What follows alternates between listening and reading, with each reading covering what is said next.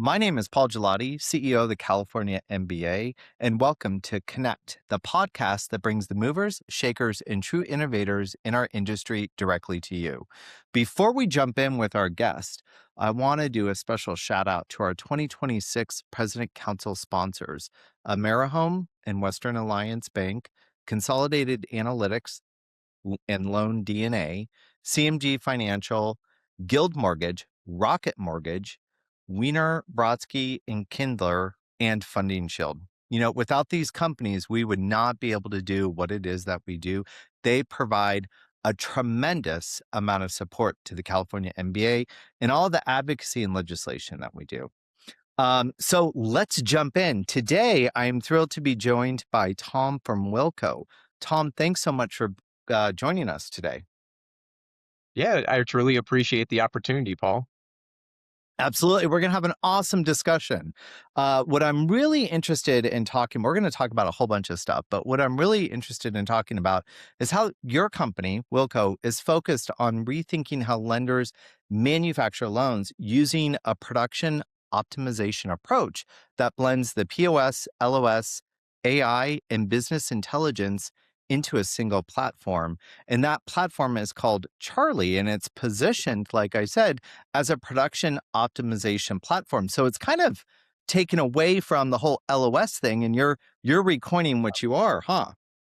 Yep, absolutely. And love you using our terminology. We really want pop to become commonplace throughout the industry. Right on. Well, we're going to start popping. Was that bad? Let's do it. That was pretty good, right? All right. So we're going to jump in.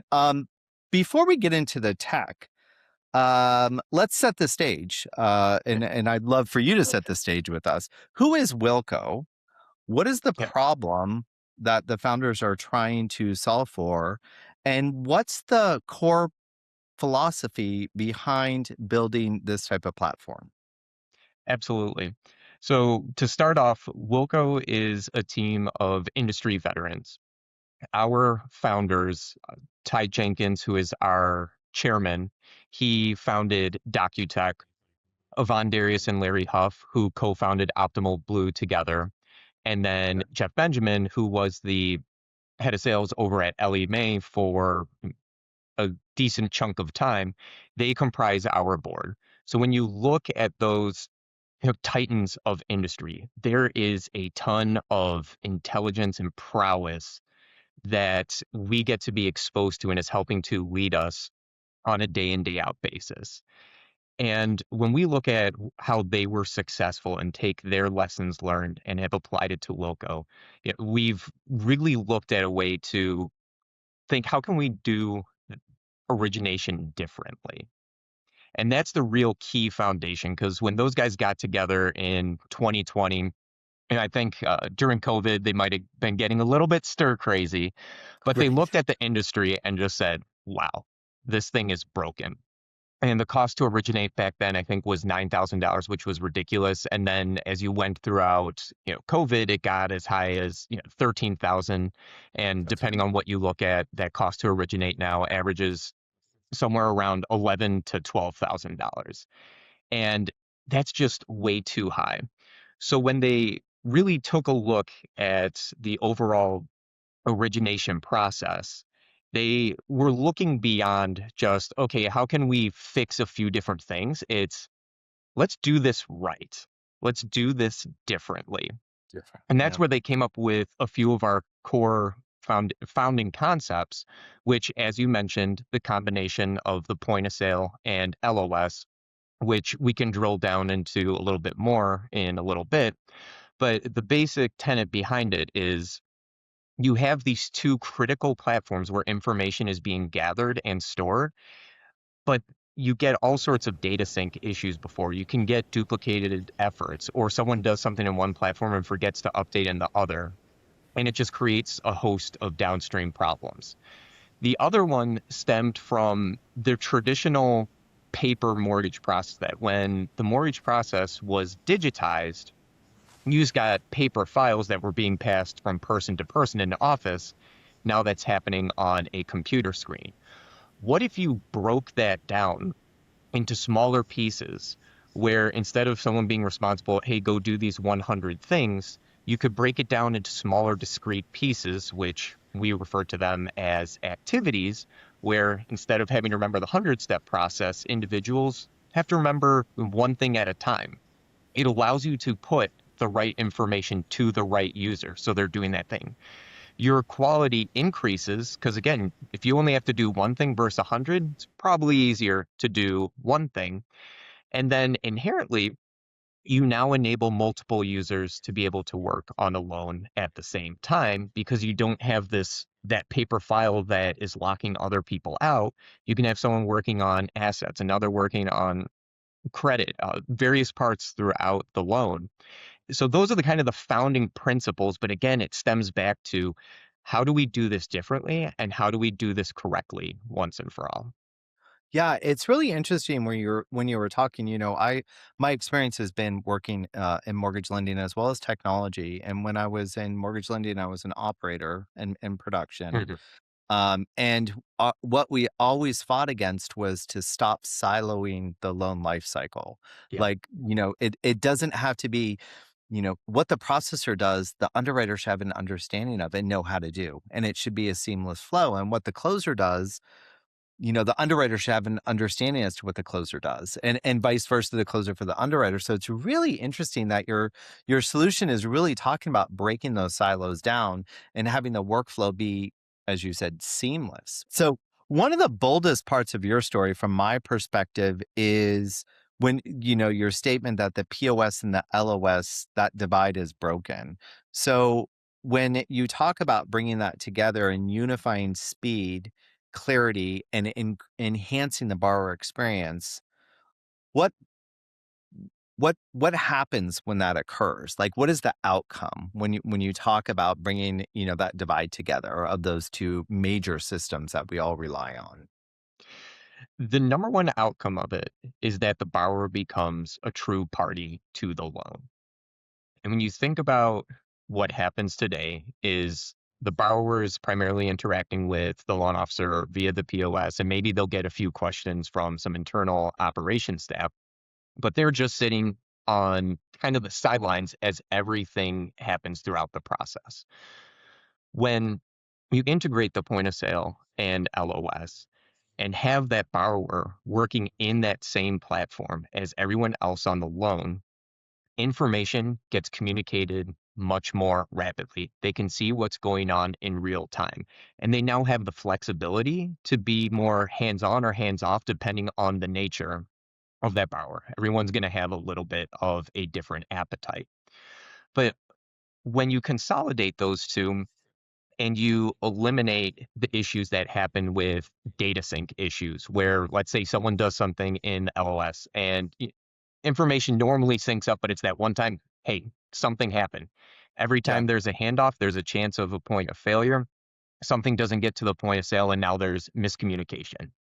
That's a poor borrower experience.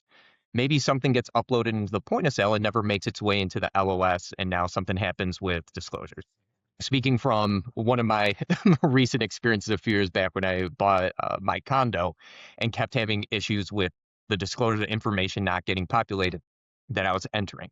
Again, poor borrower experience. And as different companies that play in the point of sale or LOS space and they are trying to grow their product breadth, I envision these two concentric circles that are starting to have more and more overlap. So these chances of duplicated efforts or miscommunications are only going to worsen. And then from an internal management staff, you're now having to manage multiple contracts, you're having to admin across systems. mhm, And again, every time you're having to update in multiple places, you're just increasing that chance of something getting miscommunicated or going awry. But all of those things added up truly enhance that borrower experience. And when you think of, you hear the horror stories of having to ask the borrower for the same information over and over, or something gets overlooked throughout the process. And then last minute, you have to ask for more information. All of that contributes to a lesser borrower experience. But if you right. have a platform that's proactively addressing those, and let's face it, mistakes or whatever is going to happen, but if you then have a platform that's flexible and allows you to put in safeguards going forward and configure ways so that you don't keep making that same error over and over, you start making the borrower a true party to the loan. They're no longer sitting on the sidelines. They are part of the experience, and that experience only continues to improve. Yeah. And again, it goes back to what we were saying before, speed and accuracy and consumer Yeah, experience, right? So absolutely. that accuracy portion, when you were talking about the purchase of your condo, the lack of accuracy was extremely frustrating for you. And if you weren't under the gun to wrap up your close of escrow when you were buying it, you probably would have left and gone somewhere that had, somebody had a little bit more of a tighter efficiency Actually, in their against workflow. the suggestion of my realtor Oh, that I did was you? You working bailed. with, I changed with I think I had a few days in between, but again, it was the first time it happened, it's like, "Hey, you know what?" But after the second and third time, I was like, "I don't care if you have a slightly better rate. I'm gonna go with these other people because I know I'm not gonna have this frustration, and I'm not gonna feel like I'm getting jerked around." And Yeah. that's where, when you go tying this back into the cost to originate, those unforced errors and that fallout that happens late in the process, that's where that cost to originate starts to balloon. Because if you now had all of that cost, but now you have no revenue to offset it. And if Right. you can significantly reduce that late fallout and continuously educate your platform and your team on how to do things better the next time, that cost to originate inherently will start to go down. Yep.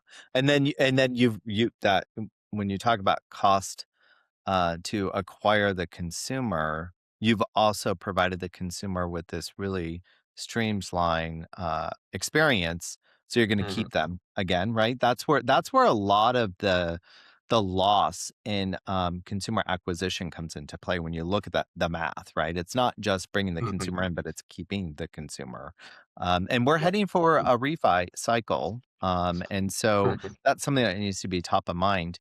What I want to touch on really quickly before we wrap up is your recent acquisition. So, you put business intelligence at the forefront so leaders can see bottlenecks and take action in real time. Yep. And with Brimma, that acquisition that occurred, you now have focused AI offerings that can help lenders, even if they're tied to an existing LOS or POS. Can you walk through what that means? Yeah, so 2 things to unpack there. I'll start with Brim, and then I really wanna highlight the business intelligence.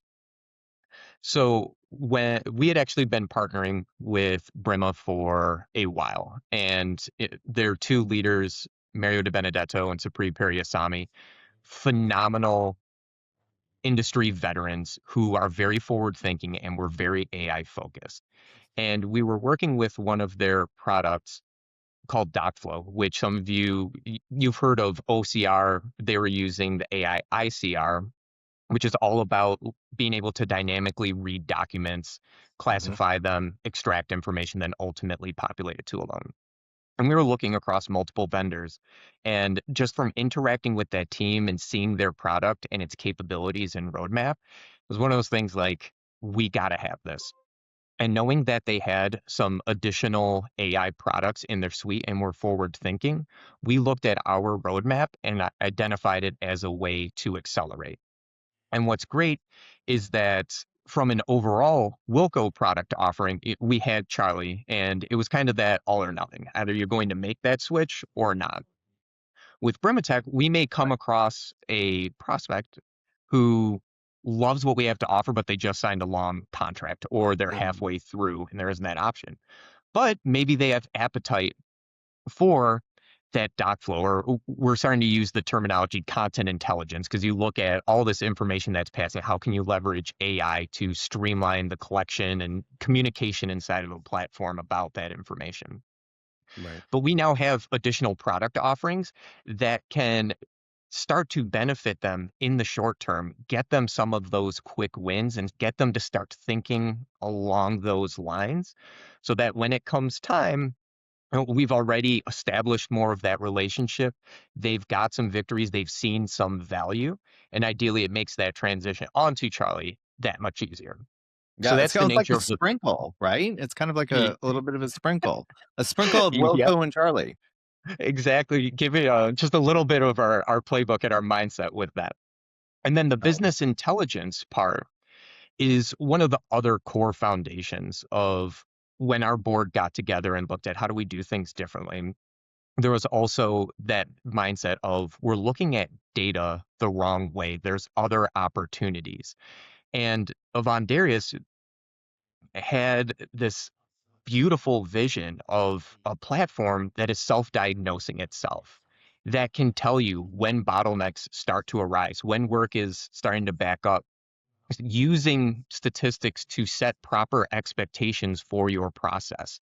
You Hmm. think you hear something like, "Oh, processing, it's taking an average of 20 days." If something took 23 days, well, maybe that was actually good. Maybe it was a super complicated VA loan with a bunch of excess stuff Right. going on. And actually, it should have taken 30 days to normally do that, but that person knocked it out of the park and got it done in 23. But when you're only just looking at a milestone and kind of broad brushing and just saying these things take 23 days, but you're not diving any deeper, you're missing a ton of opportunities. And to tie the BI in with the activities, what activities bring to the table is a whole new set of data that has never really been exposed in this industry. And with it, we can have a whole separate conversation on this. But really quickly, what activities allow you, because they're smaller and bite sized, you can track when was that activity triggered and created?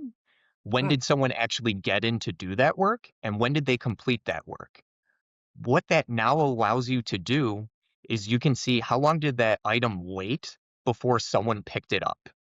And then you can see how long did it actually take to do that work. As a leader, you can now make a strategic move. Are you addressing that waiting time in your process? Or are you addressing how long it actually takes to complete work? Today, across most platforms, you're just looking at, hey, processing takes 23 days, fixed processing. Well, where do you begin? When you've got small activities and you see some that are out of whack, and you see, oh, this one has a waiting time problem or this one has handle time, you can really start to become strategic. And Paul, just last thing before we close out, again, going back to cost to originate, you talked about potential refi boom coming up. Inherently, when you're in that milestone process and things are just passing one person in a loan at a time, there's no real path to scalability. I mean, you saw cycle times ballooning to 60, 90 days to close a loan during that last refi boom. And all lenders could do is throw bodies at it because their platform wouldn't scale. When you're moving towards an activity-based platform, and other piece again could could go on about this for a while, but users working off of a skill set where you're pooling resources, it helps absorb all of that wait time inherently, and you have more flexibility to maneuver users throughout to address different bottlenecks as they may arise. You don't have to throw 5 new processors in alone. If, hey, we're just a little bit backed up on assets Right. right now. Let's upskill a few people to temporarily address that, eat through that backlog, and then we can scale it down. That's how you get this continuous improvement. And we named it POP, Production Optimization Platform, for a reason, because it does just that. And the business Right. intelligence is where you can see in near real time what is happening today. You're not having to wait 30 days to take a look back and say, hey, what happened? How do we address it now? And you're already, that problem's 30 days gone and you're stuck dealing with it. Yeah, I love it. It's true innovation, and it's brilliant because it does support production because it's a very top of funnel solution, and you get to drill down and disseminate where are the gaps. So it's not just within processing, it's within grabbing verifications or understanding the borrower's income or having all the income documentation or whatever the case may be. It's a very unique perspective. Congratulations. What I appreciate is the focus on the practical income, or I'm sorry, practical outcome, and the clearer workflow, because You've I'm all got about income on the workflow. mind. I like it. I have income on the mind. Um, and also what I appreciate is what you made it sound like is you really it supports scalability in an industry that is so cyclical and continuously highs, lows. And so with this type of solution where you're combining the the technology into one solution, breaking down the silos and disseminating where the gaps are, you have this really clear view as to what's going on in your workflow, which can help everyone. Again, production, operations, and closing. So sounds absolutely Absolutely. fascinating. I'm And so just glad the I got to last, learn more about it. yeah. And the last piece to end on that is our goal is to enable lenders to do more with their existing resources. Get rid of those hire and fire cycles, Yeah. more with your existing resources, and you'll see that cost to originate start to decrease. Fabulous. So, thank you so much for joining us, Tom. To our listeners, thank you for tuning in to another episode of Connect, the California MBA podcast. Be sure to subscribe, share, and stay connected as we continue exploring the people and ideas that drive our industry forward. Thank you so much, Paul.